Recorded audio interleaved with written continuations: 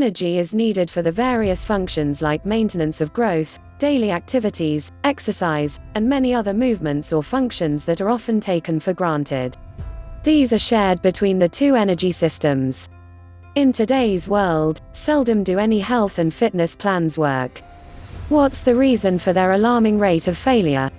The world is a lot less healthful than it was 2 decades ago. Much this is attributed to the altered food habits of individuals. The primary and first to be used energy system is the aerobic system. This system uses oxygen for the function of the muscles and does demand quite a lot from the general body system.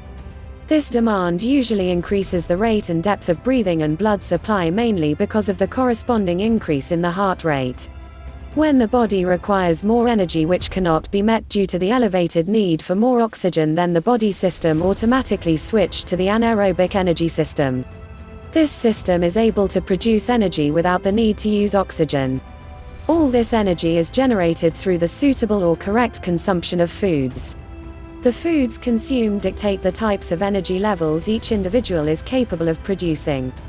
Muscle fatigue usually occurs when all the energy sources are exhausted, which can be attributed to a variety of reasons. The most compelling one depends very much on the types of foods consumed. There are several categories of foods that produce various beneficial elements for the human body system, and noting the ones that create or enhance the energy generating sources is definitely useful to know. Therefore, this knowledge should help the individual choose the right types of foods. The aerobic system works by breaking down the carbohydrates, fatty acids, and amino acids in the foods consumed, while the anaerobic system releases energy from the foods stored in the body, usually during intense activity bouts. If we hear about the failure of diets or gym plans all around us, commonly it isn't their fault. Commonly it is the fault of the individuals who started with much commotion about going through these plans, telling all their acquaintances and co-workers about it, and then didn't abide by those programs.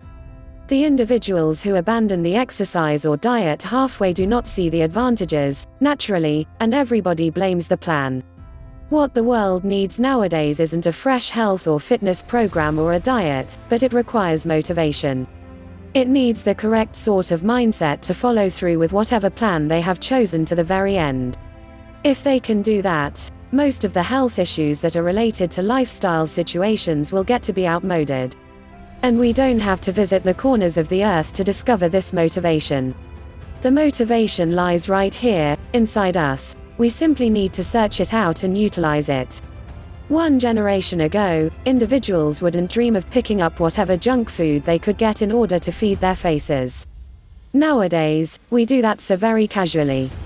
I'm hungry commonly means, I want a burger or a hot dog, likely with chips on the side and some cola. And, I am on a diet, means, I am on a chemically ridden pill which will defeat my hunger and deprive my body of vitamins. It's genuinely no wonder that we are facing so many health issues today. Our health is an indicator of what we consume. The sorry condition that we're living in isn't an individual problem, it's a global issue. The world as a whole is eating incorrectly. 6 in every 10 individuals in the US is overweight, and the number is going to be 8 in every 10 individuals by the time we hit 2015. Are we truly thinking about this? We aren't. Even as you're watching this video, you're likely to have a packet of chips on the side.